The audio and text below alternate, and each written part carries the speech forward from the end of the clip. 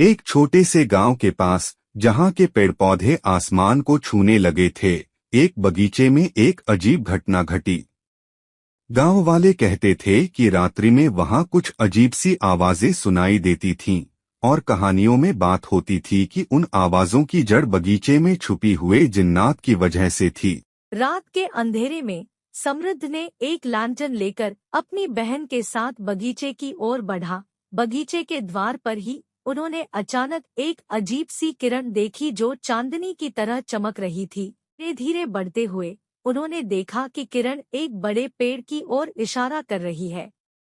वे पेड़ के पास पहुंचे और देखा कि वहां एक जिन्न बैठा हुआ था। जिन्न ने समृद्ध को देखते ही हंसते हुए कहा, तुम बहुत बहादुर हो जो मेरी ओर आए हो।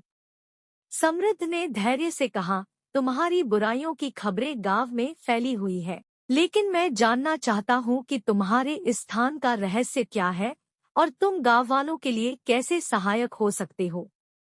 जिन्न ने मुस्कुराकर कहा, मैं यहाँ एक पुराने जादू से बंधा हुआ हूँ, और मेरा राज है कि जिन्नों की मदद करने वाले को एक इच्छा पूर्ति होती है। जिन्न ने फिर बताया कि उसकी एक इच्छा बाकी है जो वह पूरी करना चाहता है, लेकिन उसके पास उसे पूरा करने की शक्ति नहीं है। समृद्ध ने उससे इच्छा सुनी और उसकी मदद करने का निर्णय लिया। गांव वालों को यह सुनकर अच्छा लगा कि समृद्ध ने जिन्न के साथ मिलकर उसकी इच्छा पूर्ति करने का निर्णय किया है। उनका धैर्य और साहस गांव को एक नए ओर ले गया।